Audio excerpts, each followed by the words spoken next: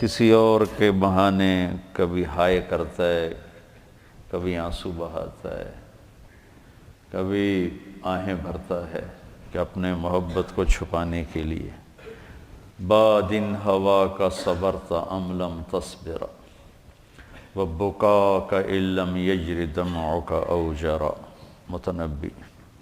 امر الفؤاد لسانہ وجفونہ فکتمنہ وکفی بجسمک مخبرا۔ میں ایک جگہ بیٹھا تھا، سامنے ٹی وی چل رہا تھا، آواز نہیں تھی۔ میں نے دیکھا ایک نوجوان ناچ رہا ہے، ڈانس کر رہا ہے ساحل پر، اور اس کے ساتھ 10-12 لڑکیاں وہ بھی ڈانس کر رہی ہیں۔ تو میں نے دیکھا بہت خوبصورت نوجوان ہے۔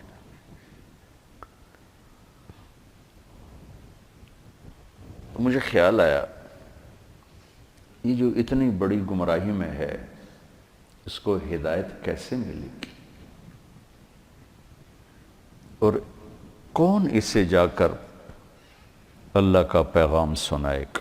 یہ وہیں بیٹھے بیٹھے ایک اس کی خوبصورتی اور جوانی پہ رحم آیا، ایک اس کے پلٹا کھانے کو میں نے بہت مشکل سمجھا۔ خیال آ کے گزر گیا، میں وہاں سے اٹھ گیا، کچھ دن اس کا نقش میرے دل دماغ پر رہا، پھر محو ہو گیا، مٹ گیا۔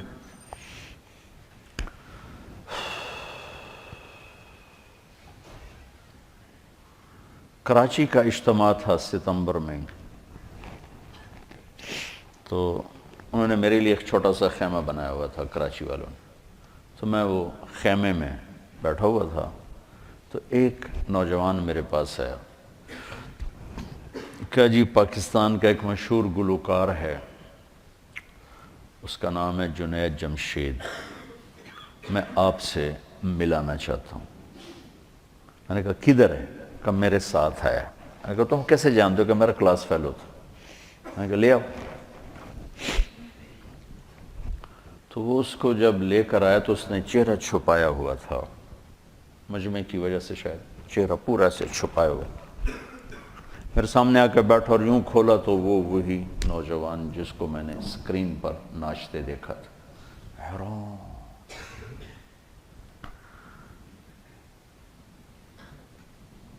تو میں نے کہا آپ کا نام؟ کہا جی جنید جمشید۔ میں نے کہا کیا کرتے ہو؟ کہا میرا موسیقی سے تعلق ہے۔ میں نے کہا گاتے ہو یا بجاتے ہو؟ کہا جی میں گاتا ہوں۔ کہ یہ جو دل دل پاکستان ہے یہ میں نے گایا ہے۔ اچھا اچھا اچھا، وہ تو بہت مشہور ملی نغمہ ہے۔ کہاں جی وہ میں نے گایا ہے۔ اچھا، اس کے بعد میری اس سے کیا بات ہوئی، اب 20 برس ہونے کو ہیں، یاد نہیں، تاثر یاد ہے کہ اس نے آگے کیا جواب دیا۔ کہنے لگا میرا جی چاہ رہا ہے آپ بولتے رہیں اور میں سنتا رہوں، مجھے لگ رہا ہے جیسے کوئی میرے زخموں پہ مرہم رکھ رہا ہے۔ میرا ایک اور دوست بھی ہے، میں چاہتا ہوں میں اس کو بھی لے کر آؤں، سلمان، وہ بھی آپ کی باتیں سنیں۔ پھر تھوڑی دیر بعد اس نے کہا میں ایک سوال کرتا ہوں۔ ایک پاکستانی نوجوان جس گلیمر کو، گلیمر کہتے ہیں رعنائی، عیاشی، دنیا کی موج میلہ، جس موج میلے کو ایک پاکستانی نوجوان خواب میں دیکھتا ہے، وہ مجھے حقیقت میں حاصل ہے، میرے پاس ہے، لیکن اس کے باوجود میرے یہاں اندھیرا ہے۔ اس نے کیا یہ میرے یہاں اندھیرا ہے، یہ دل خالی ہے، مجھے یوں لگتا ہے میں وہ کشتی ہوں جس کا کوئی ساحل نہیں، جس کا کوئی گھاٹ نہیں، بے منزل مسافر ہوں۔ اچھا، بے منزل مسافر ہوں، یہ ایسا کیوں ہے؟ میری تو ہر خواہش پوری۔ میں نے کہا اللہ تعالیٰ نے انسان کو 2 چیزوں سے بنایا ہے، ایک جسم ہے، ایک روح ہے، ان دونوں کی ضروریات الگ الگ ہیں۔ جس کی ضرورت پوری نہیں ہوگی وہ فریاد کرے گا۔ جسم کو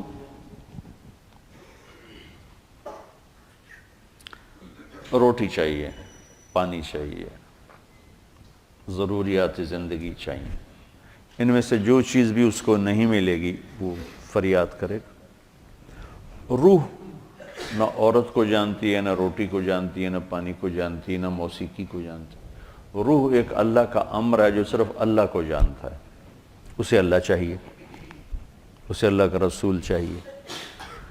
تو جسم کو روٹی نہ ملے تو وہ پریشان ہوتا ہے، روح کو جب اللہ اس کا رسول کا تعلق نہیں ملتا تو وہ پریشان ہوتی ہے، پھر وہ پریشانی ویرانی بن کر جسم پہ طاری ہوتی ہے، پھر ہم اس کو دور کرنے کے لیے اس سے اور بڑی عیاشی میں جاتے ہیں کہ شاید ابھی کچھ کمی ہے، وہاں اس کی بھوک اور بڑھتی ہے، وہ اور فریاد کرتی، پھر ہم اس سے بڑی عیاشی میں جاتے ہیں، پھر اس کی بھوک اور بڑھتی، وہ اور فریاد کرتی ہے۔ اس قسم کا مضمون تھا، اس وقت ذرا تفصیل سے تھا، خلاصہ یہ۔ اور میں نے کہا اس کی مثال ایسے ہے کہ درد ہو اس گھٹنے میں اور دوا لگے اس گھٹنے میں تو دوا بھی جا رہا ہے اور درد بھی نہیں جا رہا، دوا لگ رہا ہے، درد نہیں جا رہا۔ کیوں؟ جہاں درد ہے وہاں دوا نہیں، جہاں دوا لگ رہا ہے وہاں درد کوئی نہیں، تو آرام کیسے آئے گا؟ تو یہ بے چینی، کرب، یہ تو روح میں ہے اور ہم اسے دور کرنا چاہتے ہیں۔ جسم کی ضرور موسیقی، کھانا پینا، 5 اسٹار ہوٹل، گلیمر، موج میلہ، پروٹوکول، یہ تو سب جسم کی چیزیں، روح کو ان سے کیا سروکار؟ لیکن جس دن اسے غذا ملے گی، ایک دم منزل بھی ملے گی، راستہ بھی نظر آئے گا، ساحل بھی نظر آئے گا، گھاٹ بھی نظر آئے گا، اور منزل مقصود کا بھی پتہ چل جائے گا۔ تو یہ ہماری پہلی ملاقات تھی، اور میں نے غالباً کہا کہ آپ کچھ تبلیغ میں جانا شروع کریں، 3 دن لگانا شروع کریں۔ کہنے لگا میں کیسے لگاؤں، میں تو گاتا ہوں، ناچتا ہوں، ڈانس کرتا ہوں، تبلیغ کس منہ سے کروں گا؟ کعبہ کس منہ سے جاؤ گے غالب، شرم تم کو مگر نہیں آتی۔ میں نے کہا یہ تو دوا ہے، تو پہلے دن دوا کھانے سے آرام آتا ہے؟ مسلسل دوا کھاتے کھاتے کھاتے بیماری دبنا شروع ہوتی ہے، دبنا شروع ہوتی ہے، اور اللہ تعالیٰ اسے ٹھیک کر دیتا ہے۔ یہ دوا ہے، تم شروع کرو، اس کو سوچو مت کہ میں ناچ رہا ہوں، گا رہا ہوں، چل ٹھیک۔ کوئی قبولیت کی گھڑی تھی اس نوجوان کی، اس نے 3 دن شروع کر دی۔ یہ جمشید اس کا کلاس فیلو تھا، یہ اس کو سب سے پہلے سلام دعا، یہ تبلیغ میں لگا تو اس کو اپنا اس کا خیال ہے، اس کو ملنا شروع کیا، پھر ایک جگہ پر آ کر وہ رک گیا، آگے نہیں لے جا پا رہا، تو اللہ نے اس میں مجھے ذریعہ بنایا، مجھے ڈالا۔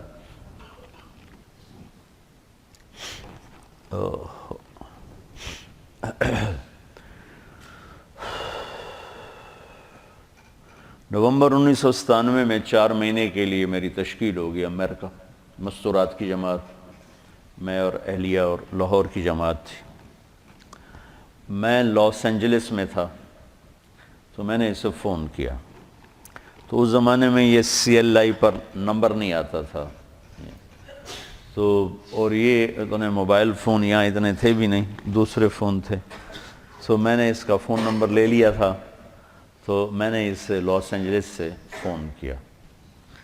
کہنے لگا آپ کہاں سے بول رہے ہیں؟ میں نے کہا میں امریکہ میں ہوں، لاس اینجلس میں۔ کہنے لگا نہیں، میں نے کہا وہیں سے ہوں۔ کہا قسم اٹھائیں، قسم اٹھائیں۔ میں نے کہا چھوٹی سی بات پہ کیسے قسم اٹھاؤں؟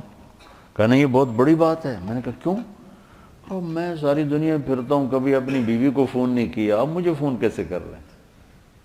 میں نے کہا یار تم سے محبت ہو گئی تھی اس لیے فون کر رہا ہوں، بس اس ایک فون نے نا اس کے دل میں میری محبت ڈالی۔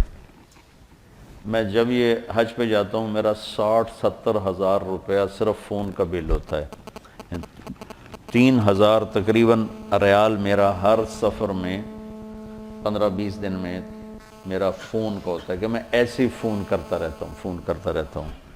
وہاں کا فون وہ ہزاروں بیانوں سے بڑھ کر ہوتا ہے۔ بیان تو ایک چھوٹی سی چیز ہے. مولانا نیاز صاحب رحمۃ اللہ علیہ فرمایا کرتے تھے کہ تبلیغ میں بیان کا اتنا ہی حصہ ہے جتنا جسم میں زبان کا. 6 فٹ کے جسم میں 5 فٹ 10 انچ 8 انچ کے جسم میں 2 انچ کی زبان ہے کہ اتنا ہی تبلیغ میں زبان کا حصہ ہے، بول کا، بیان کا. باقی لوگوں کو دل لینے کے لیے پتہ نہیں کیا کیا جتن ہے. تو اس پر اتنا اثر ہوا اس بات کا کہ انہوں نے مجھے امریکہ سے فون کیا. تو پھر میں اسے پورے سفر میں فون ملاتا رہا، اب یہاں ہوں، اب یہاں ہوں، اب کیا حال ہے، اب کیا حال ہے. تو اللہ نے اس کے دل میں میری محبت ڈال دی. پھر وہ چلے کے لیے نکلا. پہلے اس نے چلے لگایا، 3 چلے نے چلے لگایا. رائمنڈ آیا، ملا، میں نے بڑا پروٹوکول دیا، بہت پیار محبت، ہنسا کھیڈا. تو کرتے کرتے کرتے کرتے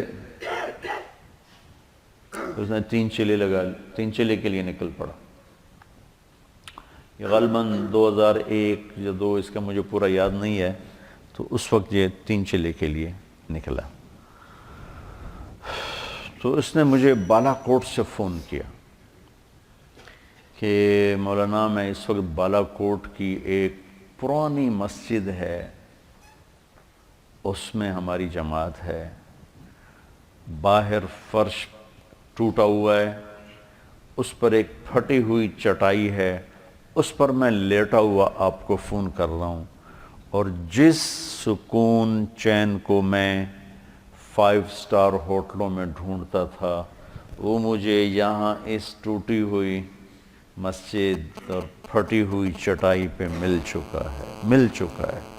مجھے یوں لگ رہا ہے میں ہوا میں اڑ جاؤں گا. بعین ہی اس کے یہ الفاظ.